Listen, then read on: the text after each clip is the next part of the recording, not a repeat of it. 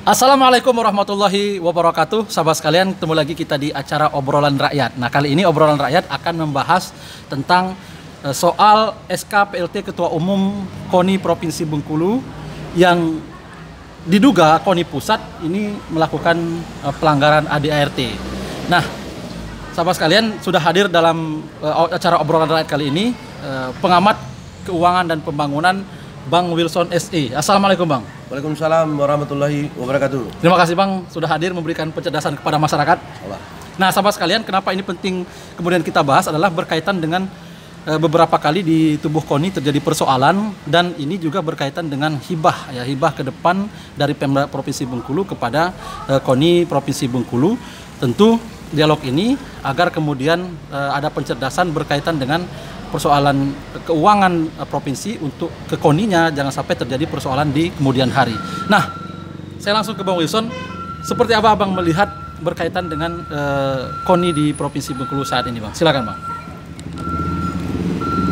Terima kasih Adinda Melian. Mungkin begini ya, saya melihat sebenarnya kita harus berkaca dari beberapa periode sebelumnya, dari katakanlah dari persoalan-persoalan yang pernah membelit katakanlah lembaga setingkat KONI ini. Kita sudah melihat ya. Dulu pernah bermasalah hukum dalam periode yang beberapa tahun yang silam. Terus sekarang juga ada persoalan lagi, persoalan hukum, tapi kita memang tidak ikut campur dalam persoalan itu karena itu sudah masuk ke ranah aparat penegak hukum. Jadi dalam hal ini yang ingin kita katakanlah ingin kita kupas lah ya sedikit, itu terkait dengan penunjukan pelaksana tugas Ketua Umum KONI Provinsi Bengkulu yang ditunjuk oleh KONI Pusat. Nah, Bang Wilson sudah pegang itu ya? Kita memang mendapatkan katakanlah soft copy. Mudah-mudahan insya Allah ini bersesuaian ya. Ini kita melihat dari segi katakanlah legalitas ya, kita ambil dari segi legalitas ya. Ini memang ada surat keputusan nomor 37 tahun 2021. Ini tentang pemberhentian dengan hormat saudara bla bla bla ya sebagai Ketua Umum KONI Provinsi Bengkulu, dan penunjukan saudara bla bla bla sebagai pejabat pelaksana tugas PLT Ketua Umum KONI Provinsi Bengkulu masa bakti 2017 sampai 2021. Nah, jadi berdasarkan dokumen yang kita lihat di sini, ini tidak usah kita bacakan satu persatu ya. Ketua Umum KONI, Komite Olahraga Nasional Indonesia Pusat, di sini menimbang 1, 2, 3 sampai poin 5, angka 5 ada mengingat juga ya terkait dengan konsiderannya. Terus di sini ada juga memperhatikan ya 1, 2, 3, 4 juga ada surat Sekretaris Jenderal. Terus yang selanjutnya juga ada surat Wakil Ketua 2 KONI Provinsi Bengkulu tertanggal sekian, tidak usah kita bacakan. Ada juga menetapkan pertama, kedua, dan ketiga. Nah, pada poin ketiga ini memang kita melihat ya, pada huruf A itu memang dalam hal ini poin menugaskan itu ya, KONI Pusat ya, di dalam surat penunjukan pelaksana tugas ini menugaskan kepada saudara. Nah, selaku sekarang PLT yang sekarang itu pada huruf A itu untuk melaksanakan tugas administrasi, B mengkoordinasikan dan menjalin kerjasama ya. Nah, kerjasama yang baik dengan semua pihak. Yang C melaksanakan rapat kerja, yang D melaksanakan menyelesaikan administrasi keikutsertaan Provinsi Bengkulu untuk ikut PON ke-20 di 20 tahun 2021 di Papua, dan huruf E menyiapkan dan melaksanakan musyawarah olahraga provinsi ya, Musoprop KONI Provinsi Bengkulu setelah penyelenggaraan PON selambat-lambatnya pada bulan Desember 2021. Nah, kita melihat ini pada poin E ini yang kami garis bawahi ya. Jadi di sini tertulis bahwasanya Musoprop musyawarah olahraga provinsi KONI provinsi itu akan dilaksanakan itu setelah Pekan Olahraga Nasional ke-20 2021 Papua. Nah, selambat-lambatnya pada bulan Desember 2001. Nah, Jadi kami melihat di sini, kalau kita merujuk kepada anggaran dasar anggaran rumah tangga, terutama anggaran rumah tangga ya, Anggaran rumah tangga ya. yang dikeluarkan oleh KONI pusat, dan perlu juga kami jelaskan di sini bahwa anggaran dasar anggaran rumah tangga ini adalah pedoman, katakanlah guideline, katakanlah undang-undang tertinggi dalam organisasi KONI. Artinya apa? Kami melihat di sini seluruh keputusan-keputusan, baik keputusan tingkat bawah, baik itu surat penunjukan, surat keputusan, terus terkait dengan peraturan-peraturan organisasi KONI, terus terkait dengan peraturan-peraturan di bawahnya, itu semuanya harus merujuk dan tidak boleh bertentangan sifatnya. Ya. Dan tidak boleh bertentangan dengan aturan yang lebih tinggi. Aturan lebih tingginya siapa? Ya itu tadi, anggaran dasar rumah tangga. Karena anggaran dasar anggaran rumah tangga KONI ini sendiri itu ditetapkan, dimusyawarahkan bersama, itu seluruh cabang-cabang olahraga, pengurus-pengurus di tingkat provinsi-provinsi ini itu ikut menyepakati pembentukan ataupun penyempurnaan dari anggaran dasar anggaran rumah tangga KONI sendiri. Artinya apa? Anggaran dasar anggaran rumah tangga KONI ini harus disepakati bersama, dan ini menjadi pedoman, menjadi undang-undang yang tidak boleh katakanlah tidak boleh dilanggar ya oleh anggotanya. Jadi, karena ADRT ini sendiri itu mengikat seluruh anggota pengurus baik pusat maupun di daerah. Itu yang kami ingin sampaikan. Artinya apa? Surat penunjukan pelaksana tugas Ketua Umum KONI Provinsi Bengkulu sendiri tidak boleh bertentangan dan tidak bersesuaian dengan ADRT sendiri. Nah, kami merujuk pada ADRT ya KONI ini yang kami lihat berdasarkan dokumen yang kami punya ini tahun 2020 ya. Itu ada di anggaran dasar rumah tangga di pasal 28. Di pasal 28 bisa sama-sama kita lihat di sini ya. Di pasal 28 itu di ayat 2 ya. Ayat 2. Jadi penggantian antar waktu bagi ketua umum yang berhalangan tetap ya, itu dilakukan melalui rapat pleno. Kami melihat dalam surat penunjukan pelaksana tugas tadi, memang kami melihat dasarnya ya mereka sudah melakukan rapat pleno ya. Pengurus-pengurus itu sudah melakukan pleno. Itu artinya apa? Artinya dia bersesuaian. Terus di sini kita lanjutkan lagi ya, untuk menetapkan pelaksana tugas ketua umum KONI, dan sudah ditetapkan melalui rapat pleno tadi. Artinya dia bersesuaian. Oke, kita lanjutkan jadi. Dan diambil dari unsur wakil ketua umum. Wakil ketua umum, betul. Dan PLT sekarang sudah diambil dari wakil ketua umum. Artinya dia bersesuaian, tidak bertentangan. Nah, maksimal dalam jangka waktu 6 bulan. Dalam jangka waktu 6 bulan. Nah, oke. Terus kita kupas lagi yang pasal 29. Ya, tentang pejabat pelaksana tugas di ayat 3. Pejabat pelaksana tugas sebagaimana maksud dalam pasal 9 ayat 1 dan ayat 2 ya, melaksanakan tugas paling lama 6 bulan. Paling lama 6 bulan. Di sini disebutkan juga dan tidak dapat diperpanjang. Itu poinnya ya. Nah, dan tidak dapat. Nah, dari pasal 28 dan pasal 9, pasal 20 ayat 2 dan pasal 29 ayat 3 ini, disinilah titik poin yang perlu kita diskusikan, yang perlu kita bahas. Nah, perlu kita garis bawahi benang merah sini. Jadi kalau kami lihat di sini di pasal 28 ayat 2 dengan di pasal 29 ayat 3 sudah jelas, sudah tegas dikatakan bahwa pelaksana tugas dalam melaksanakan tugasnya itu paling lama dalam jangka waktu 6 bulan dan tidak dapat diperpanjang lagi. Nah, kalau kita merujuk kepada surat penunjukan PLT ini, nah, kita melihat di sini ditetapkan di Jakarta pada tanggal 22 Maret. Nah, ini yang kita tanda tanggal 20 Maret. Artinya kalau kita 22 Maret kita hitung maju ke depan, 22 Maret ya, 22 Maret, April, Mei, Juni, Juli, Agustus, berarti dia akan berakhir kalau 6 bulan itu 22 September. 22 September dia akan berakhir. Nah, artinya apa?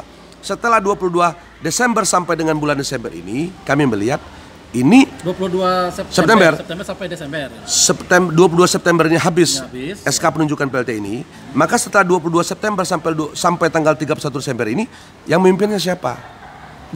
Yang memimpin siapa? Nah, di sini kami melihat kalau di sini dikatakan bahwa ya.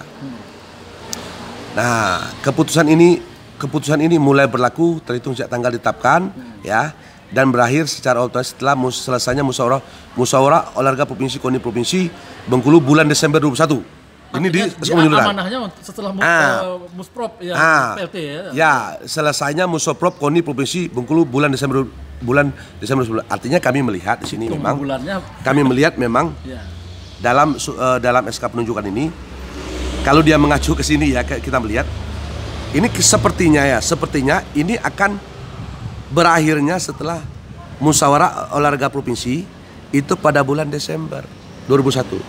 Padahal di dalam ADRT KONI sendiri dalam pasal 28 ayat 2 ataupun di pasal 29 ayat 3 itu dikatakan pejabat pelaksana tugas ketua umum KONI provinsi tersebut paling lama dalam menjalankan tugasnya paling lama 6 bulan dan tidak dapat perpanjang. Nah, ini garis bawah, dan tidak dapat perpanjang.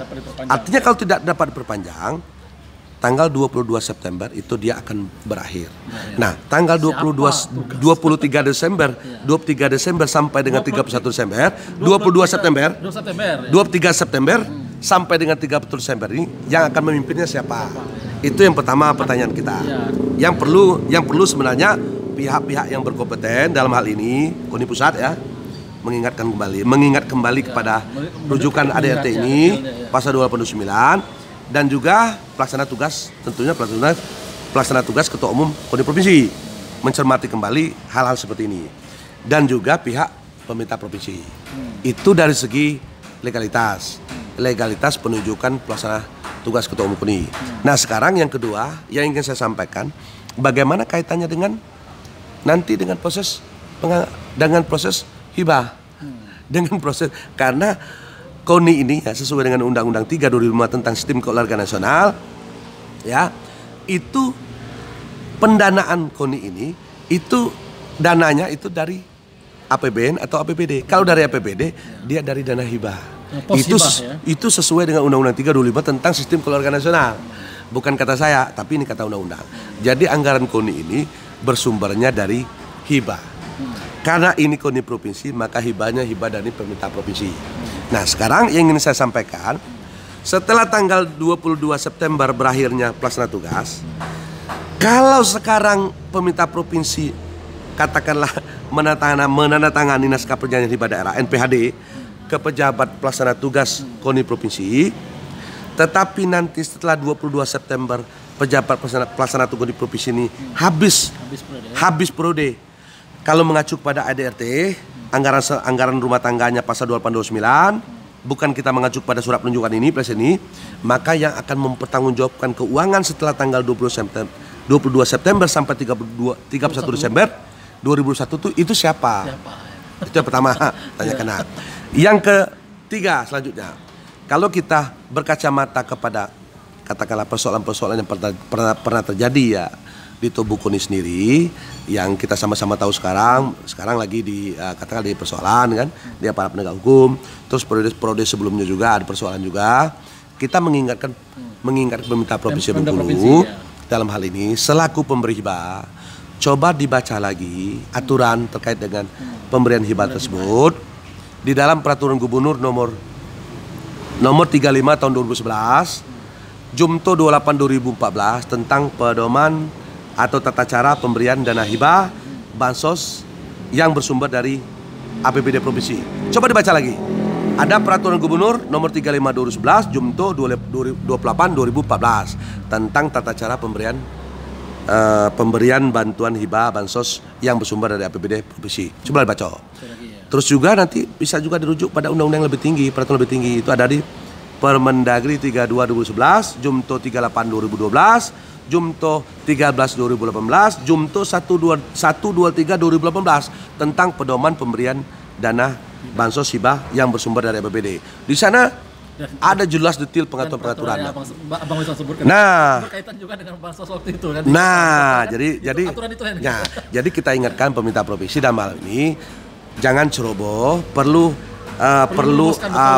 berhati-hati ya, ajas berhati-hatian dalam memberikan katakanlah dana hibah.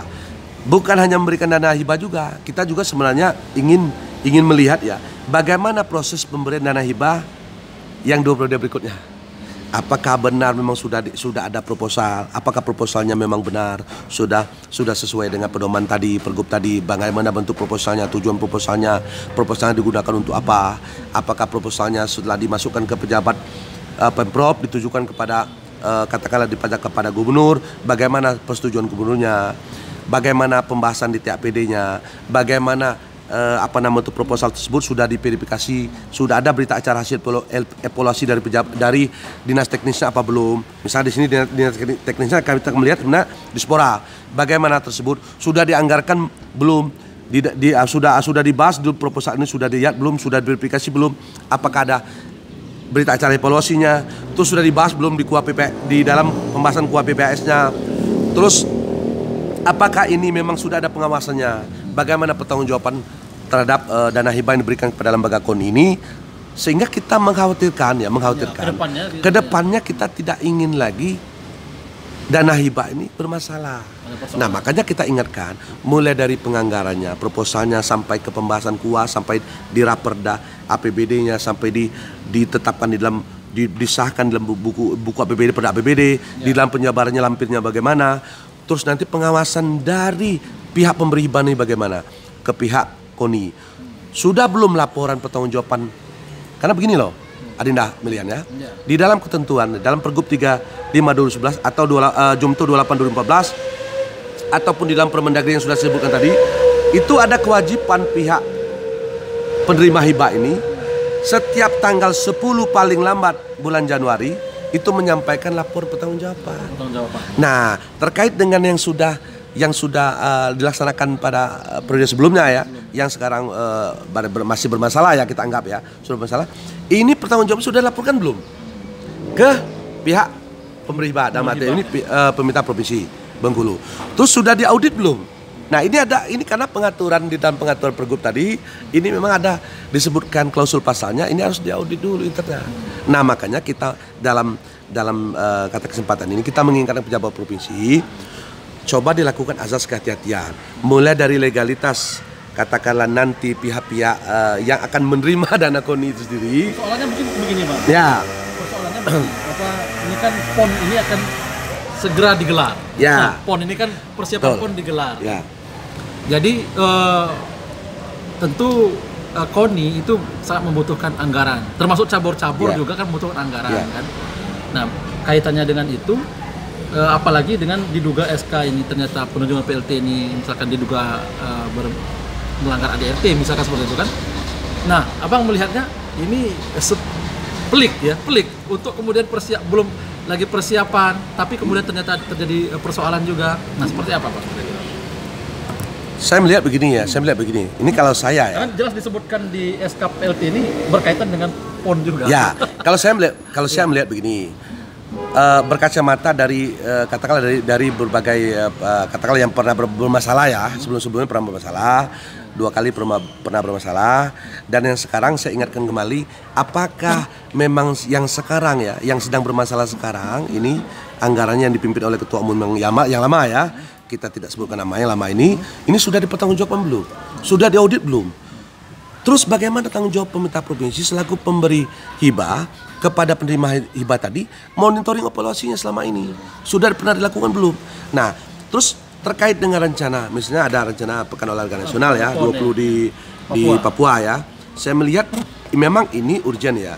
Dalam Undang-Undang 3 2005 memang yang namanya Pekan Olahraga Prestasi, Pekan Olahraga Nasional, Pekan Provinsi, Kabupaten ini memang bagian daripada katakanlah yang dikelola oleh KONI provinsi. Kalau untuk tingkat KONI kalau oleh provinsi, dan mereka memang punya kewajiban moral untuk ikut serta ya. Saya pernah membaca memang kalau tidak salah memang kalau kita tidak ikut katakanlah berpartisipasi ikut serta dalam ini memang bisa nanti kita kena penalti, kena sanksi kita. Tapi yang perlu kita ingatkan kembali, bagaimana sebenarnya pemerintah Provinsi Bengkulu dalam hal ini pihak yang pemberi dana hibah berhati-hati dalam menyalurkan. Yang pertama ya, saran kita coba lagi dilihat legalitas penunjukan SK pelaksana tugas. Karena ada pintu masuknya, Bang. Nah, kalau benar-benar SK ini, kalau SK ini benar-benar tidak bersesuaian ya, ini kan tidak apabila bersesuaian. di kemudian hari terdapat kekeliruan dalam surat keputusan ini akan dilakukan perbaikan sebagaimana mestinya. Tapi persoalannya hitungannya ini sudah terhitung ya, Bang. Ya, Itu persoalannya. jadi kalau saya mengingat, saya memberikan saran begini, memberikan masukan kepada pemerintah provinsi selaku katakanlah pihak pemberi hibah ya. Yang pertama, coba diperhatikan kembali legalitas daripada surat penunjukan pelaksana tugas ini.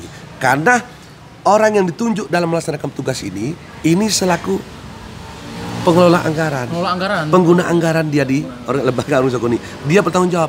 Nah, kalau ternyata legalitas surat penunjukan ini tidak bersesuaian ya, tidak bersesuaian. Kalau ternyata ya, ini dugaan kita, kalau tidak bersesuaian dengan anggaran rumah tangga ADRT KONI, maka ini adalah pintu masuk nanti jadi persoalan baru.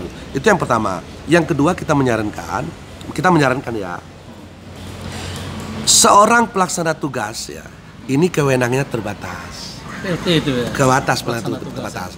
Dia tidak leluasa, tidak fleksibel, dan tidak punya kewenangan penuh seperti seorang ketua umum definitif.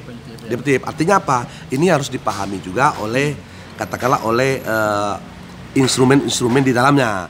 Boleh kita sebutkan misalnya cabur-cabur ya, cabur-cabur olahraga di dalamnya, pengurus-pengurus dalamnya, bahwa yang namanya pelaksana tugas itu kewenangannya terbatas. Kalau kita mengacu pada penunjukan tadi, dia akan berakhir pada tanggal 22 September. Setelah tanggal 22 September nanti sampai 31 Desember 2021, ini siapa yang akan mempertanggungjawabkan keuangannya? Kalau keuangan ini dicairkan. Jadi nanti akan jadi persoalan baru. Padahal amanahnya itu poin E itu menyiapkan dan melaksanakan musyawarah olahraga provinsi Musprov KONI Provinsi Bengkulu setelah penyelenggaraan PON ya kan 2021. Ya. Selama lambatnya bulan Desember 2021. Nah, terus ada lagi yang ketiga yang ingin saya sampaikan di sini, saran kita kepada pemerintah provinsi dalam kali ini, bukan hanya berhati-hati saja, bukan hanya mempertanyakan legalitas surat penunjukan ini apakah bersesuaian ataukah bertentangan. Ini kan dugaan ya, apakah bersesuaian atau bertentangan RT. Tapi yang lebih penting lagi adalah mereka harus melihat pengalaman periode-periode sebelumnya yang sudah. Jangan sampai lagi terjadi permasalahan di tubuh KONI ini, terutama berkaitan dengan hal-hal yang menyangkut masalah keuangan. Baik, Bang. Nah, masalah keuangan. Yang keuangan itu karena memang fokus Bang Wilson itu adalah tentang keuangan. Nah, ini kita ini. Kalau saya ini sebetulnya juga pencinta olahraga. Saya juga mantan pemain bola. Yang sudah pernah ikut juga Piala Bogasari. Kalau dulu itu Piala Suratin di Semarang, Jawa Tengah.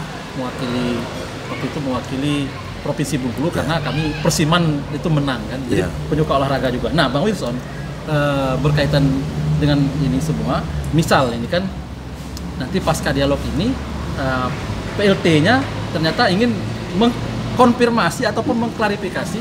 Sebetulnya kita terbuka saja. Jadi katanya Bung Melian, saya ingin mengklarifikasi ataupun konfirmasi apa yang disampaikan pengamat keuangan. Atau mau dialog lah, mau diskusi. Kemudian berdiskusi dengan Bang Wilson. Bang Wilson bagaimana? Oh, kita siap saja. Kita siap ya.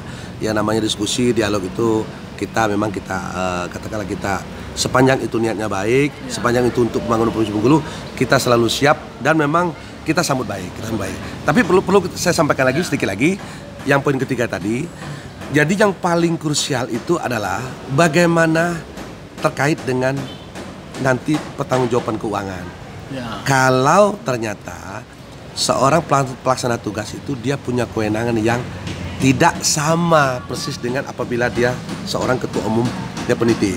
Kita takutkan nanti setelah 22 September masa habis ini tadi, Musorpro belum dilaksanakan, Musorpro dilaksanakan 2 Desember, 3 bulan ini siapa?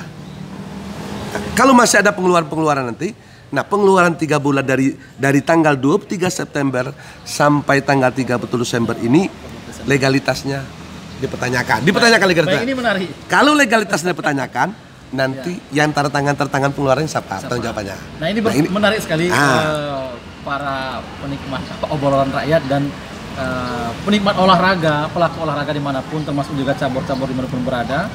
Nah sekarang kita minta Bang Wilson dari pemaparan yang sangat detail tadi berkaitan temuan-temuan Bang Wilson kan berkaitan dengan surat PLT dan ADRT.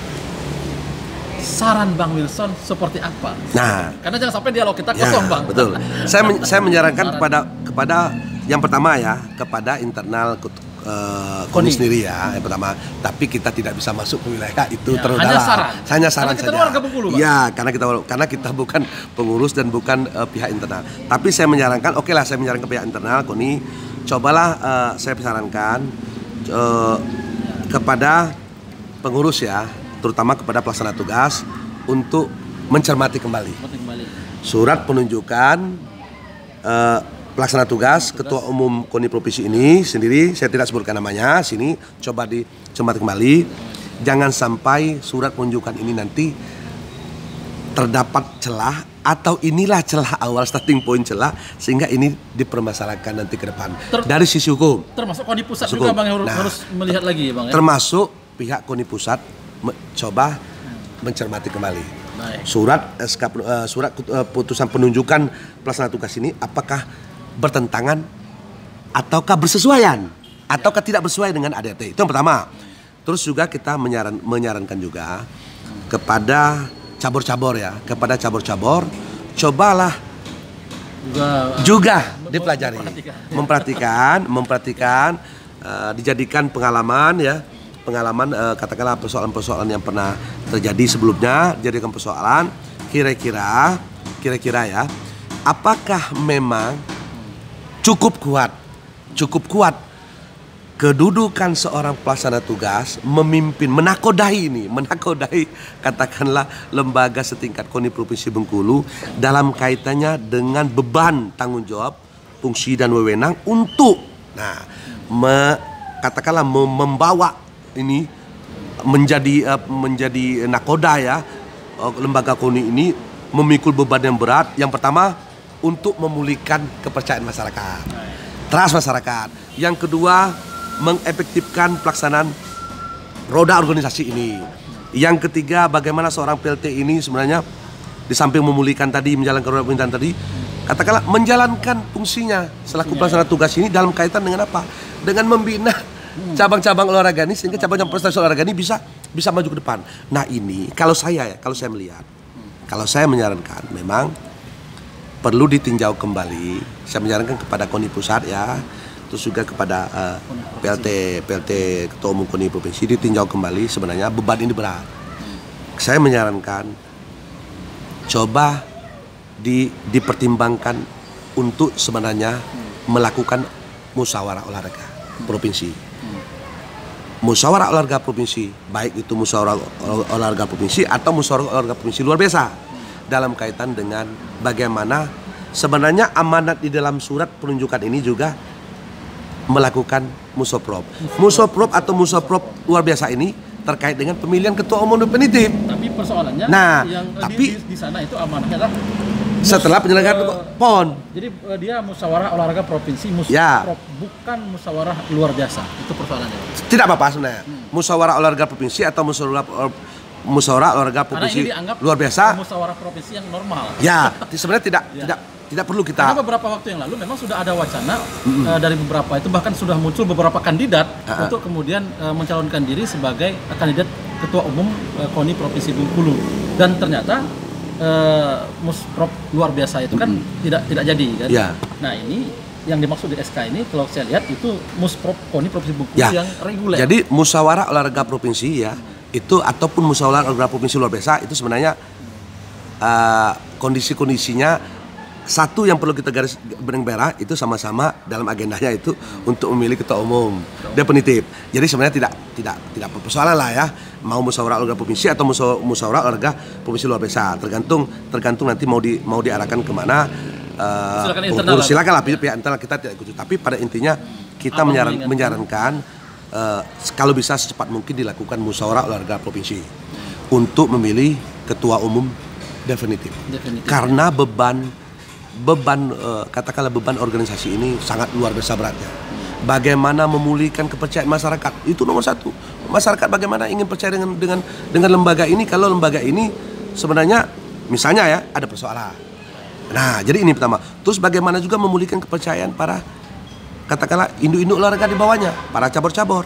Nah, jadi saya menyarankan untuk lebih menjaga marwah ya KONI ini, lebih meningkatkan efektivitas roda kelembagaan, memacu prestasi di tingkat bawah, memulihkan kepercayaan masyarakat dan induk-induk olahraga KONI bawahnya. Saya menyarankan ya segeralah dilakukan musyawarah olahraga provinsi agar nanti terkait dengan apa yang saya sampaikan tadi itu mudah-mudahan bisa berjalan sesuai dengan tujuannya. Dan yang paling penting juga, kita kalau sudah ada musawarah, sudah terpilih nanti ketua umum KONI provinsi yang definitif, maka pertanggungjawaban beban belanja dana hibah yang disalurkan oleh provinsi atau rencana provinsi ingin menyalurkan dana hibah ke lembaga KONI ini, nanti dia bisa akuntabel, bisa pertanggungjawaban bisa lebih dipercaya, lebih transparan. Syukur-syukur nanti yang terpilih memang betul-betul memang yang berkompeten, yang memang memenuhi syarat. Baik, ini sahabat sekalian, pecinta olahraga dimanapun berada, Bang Wilson berkapasitas sebagai pengamat keuangan yang tentu sebagai masyarakat juga mengingatkan untuk Provinsi Bengkulu agar berhati-hati berkaitan dengan dana negara, dana daerah, APBD kita untuk kemudian berkaitan dengan hibah tadi. Itu kapasitas beliau. Nah, adapun berkaitan dengan yang lainnya, ini hanya saran ya, saran Bang Wilson. Ya silahkan kemudian pihak internal KONI ataupun cabur-cabur dan sebagainya menyerap apa yang disampaikan Bang Wilson. Kalau seandainya ada kekeliruan, tentu Bang Wilson pun siap untuk kemudian menerima apakah dialog masukan, kritikan, masukan dan lain sebagainya. Saya pikir itu Bang dialog kita. Terima kasih. Ini luar biasa, kemarin kita berbicara tentang undangan KPK. Ternyata Bang Wilson juga pegang, dan ini juga ada surat Ketua Umum Komite Nasional Indonesia. Ini murni karena rasa keterpanggilan yang ditandatangani oleh Margiono Norman. Yang mudah-mudahan bermanfaat. Assalamualaikum warahmatullahi wabarakatuh. Waalaikumsalam warahmatullahi wabarakatuh.